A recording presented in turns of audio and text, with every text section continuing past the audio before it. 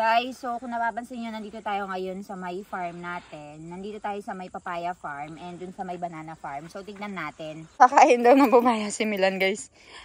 So you're always bringing your knife with you, ha? So you can eat banana or you can eat papaya. Kwento ko sa inyo, guys. Yung pangalawang kapatid, medyo napakasal doon sa mahirap na pamilya.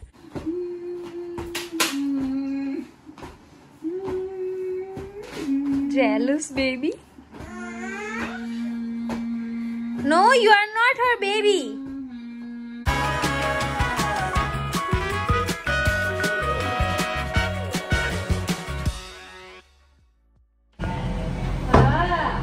Good morning, guys. So, ayan, little bit update dito sa may road natin. Yung mga debris dito or yung mga cement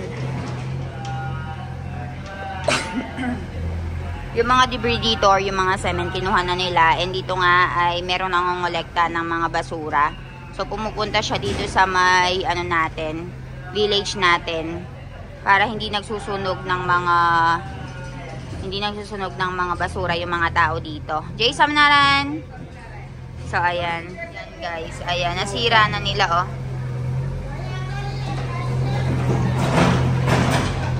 So, yung mga nasira dito, nilagay nila doon sa may temple, gagamitin nila doon. And meron silang JCB dyan and tractor. So, yung JCB, kinukuha niya yung mga tira-tirang semento, pagkatapos ay nilalagay niya doon sa may tractor. So, ganyan siya. So, maghapon, ganyan yung trabahong ginawa nila. Jay Samnaran!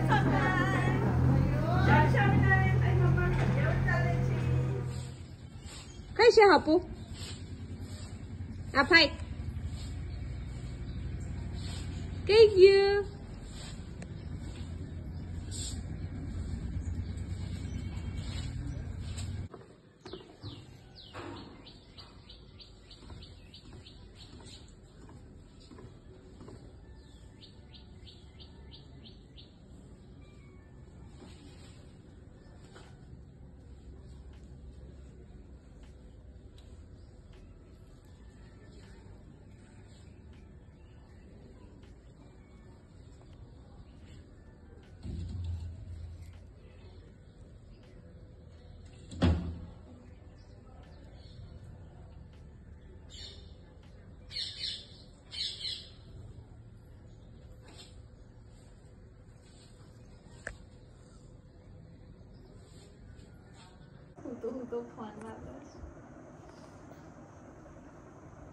Yabang.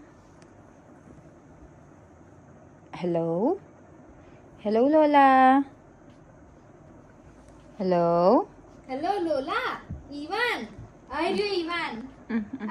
ઊંઘવા પડ્યો બહુ મસ્તી કરે છે ના ના ઊંઘતો નહીં ના નહીં મસ્તી નહીં કરતો ના ના ના આપું ઈવાન ને ફોન આપું નહીં વાતો કરું લે લે લોલા છે લે લે લે લે ઈવાન લોલા છે લઈ લો લે લે લે લે વાત કર ફોન પર હલો કર હેલો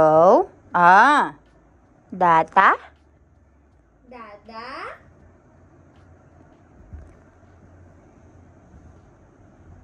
કઈ જઈશ બાપરે ફેંકી દે બાપરે તૂટી જશે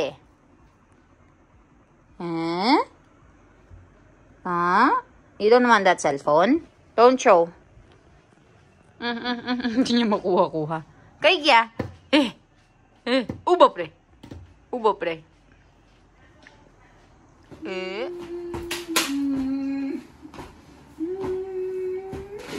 Jealous, baby?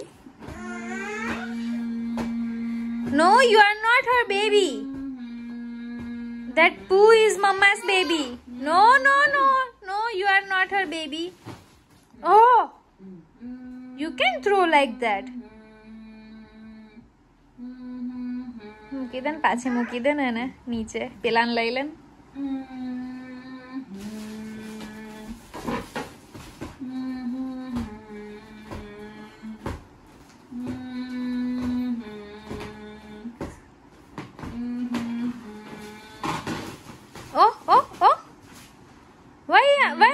jealous of him.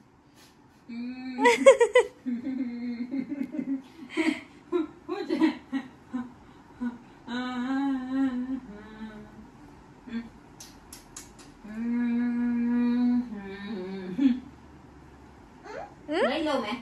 Lay low. Lay low. Put Ivan away. Put him away. Chalo.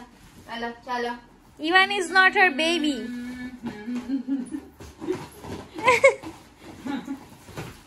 Oh, babre. Oh, babre. Huh? Chalo. Utara. Chalo. Chalo. Utara.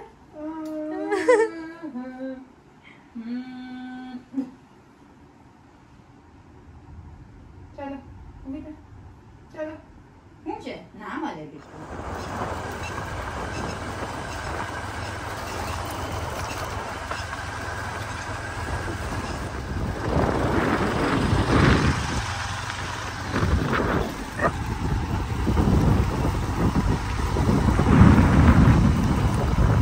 Guys, so kung napapansin nyo, nandito tayo ngayon sa may farm natin. Nandito tayo sa may papaya farm and dun sa may banana farm. So, tignan natin. Ang nangyari kasi guys, tatlo or apat na araw na walang ulan. So, sobrang init. And yung mga banana farm natin, ay yung mga bananas natin ay namamatay. So, naglagay sila ng drip line. So, isang araw, pagkatapos ng pagkalagay nila ng drip line, not even one day, no Milan, just hours after they finish the drip line, bigla namang yung malakas na ulan. So, if you only waited one more day to put that drip line, no needed to do you work. don't have to do all of this drip line work, repairing, putting more drip line. So, that's what happened. Kaya ngayon, titignan natin yung, naalala nyo ba nung nagmurat ako, ang dumi-dumi ng kamay ko, tapos nagplant ako. Check natin yon. It's been, I think, 2 weeks. 3 weeks. So, let's see. Let's go and check if, ano na yung, kalagayan nila and if lumaki na ba sila or hindi. Chalo. You have a pimple. I have a very bad pimple, guys. Don't know, because of probably menstruation. I think so. So, tara, let's go. Guys, tingnan nyo yung mga papaya natin dito.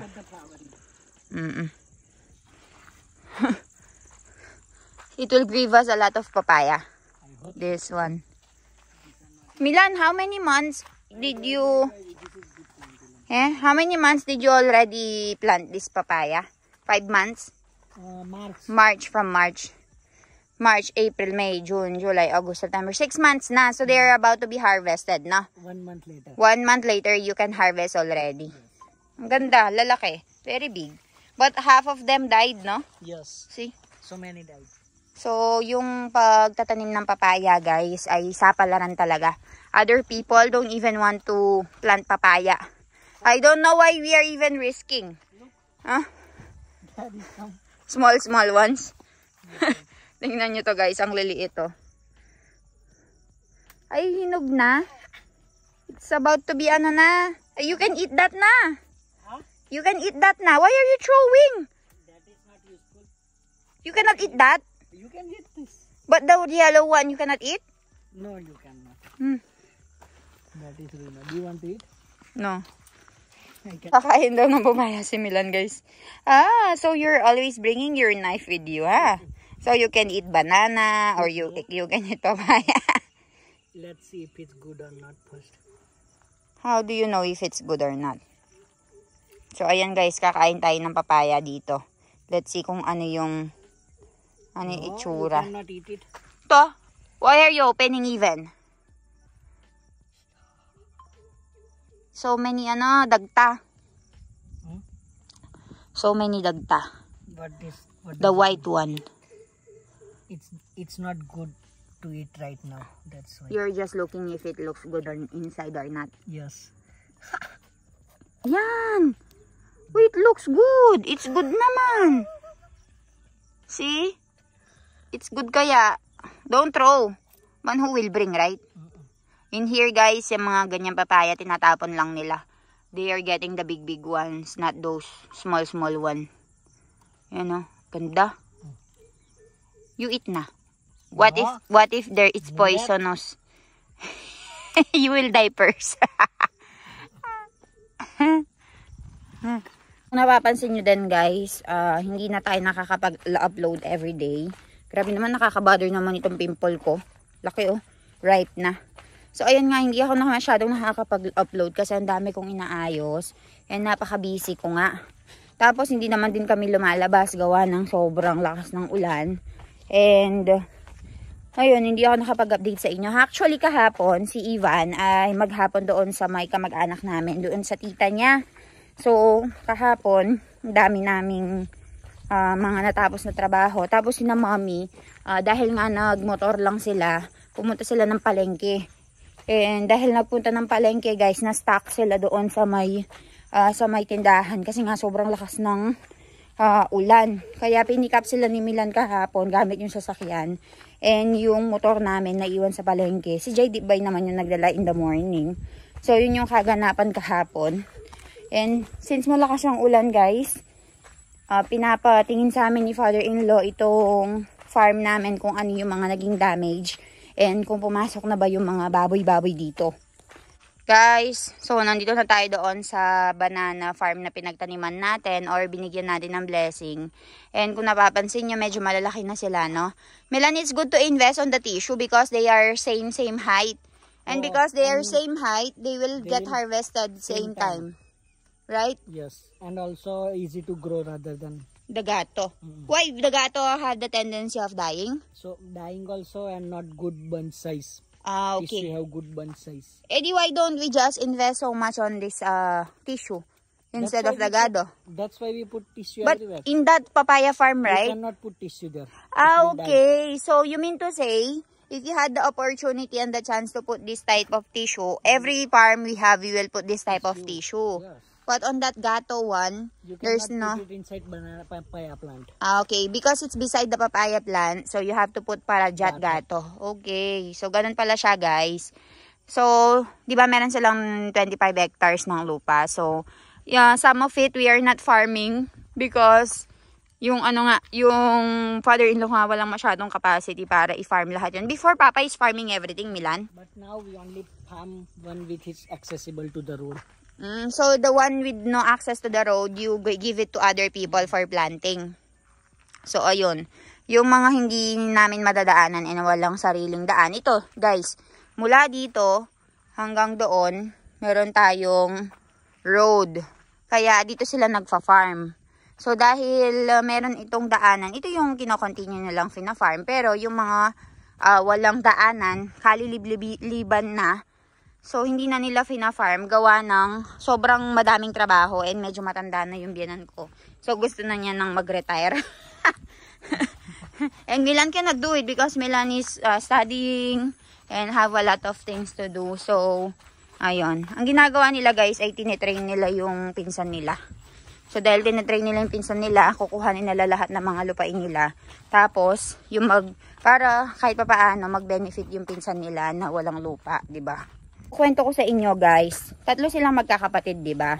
Yung biyanan kong lalaki, at saka meron siyang kapatid na 2 babae. So kung sa Pilipinas yan, kung meron kang 25 hektaryang lupain, syempre makikihati yung mga kapatid, di ba?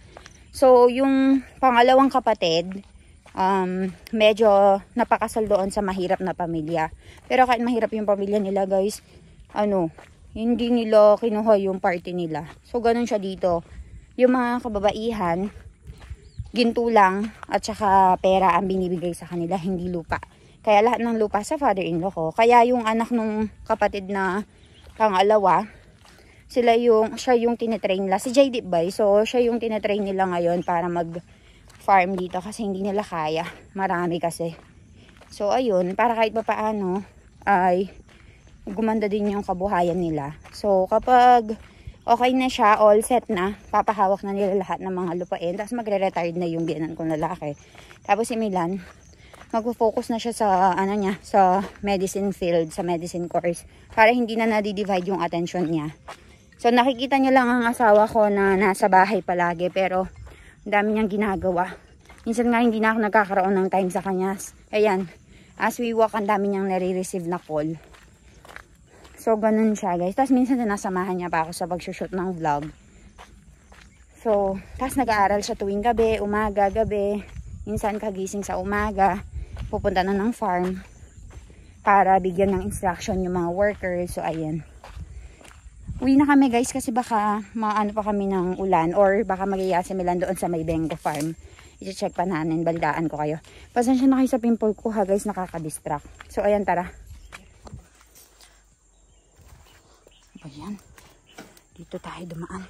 Meron naman tayong gate doon. We have the gate. Why are we crossing here? Ano, ito yung dinaanan ko. What's the point? The gate is only for the tractors. Ba yan? Logic guys, logic. So, nandito tayo ngayon sa may isa pang banana farm guys. And iyon yung mango farm natin. And ito naman yung isa pang banana farm. Tapos yun sa dulo doon, banana din. When is the harvest of that one? What? That one, the very end. Very end? It's still like this, new. Okay, new also. Next year. Next year din yung harvest ng mga yun guys. So this is how many? 3,500. This is 3,500 of banana guys. Milan, why don't you do the export? What export? The export itself. No manpower to do it? No. Impossible. We have a lot of banana guys. And so, sobrang daming nagbebenta ng mga banana dito. People plant many much more. One who don't have any other work, they plant much more. So, yung mga ibang tao dito guys, mas marami pang pinaplant kesa sa amin. Ito 12,000.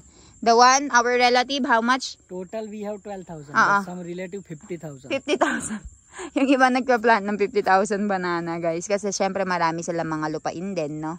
And yung iba, nire-rent nila yung lupain ng iba tapos fina-farm nila. So ito 12,000 lang yung sa amin kasi ang daming mga kailangan gawin. Si Milan ay focus sa iba't ibang mga bagay. Ang biyanan kong lalaki ay ayaw ng masyadong mag-farming. Gusto niya lang ng simpleng buhay. Kaya yung mga plants natin, yung mga farm natin pala ay pinaparent natin sa iba. So ganun lang siya. So, ayun guys. Buti na lang hindi masyadong maulan. Medyo maganda yung langit ngayon. Ayan. So, after nito, uwi na kami.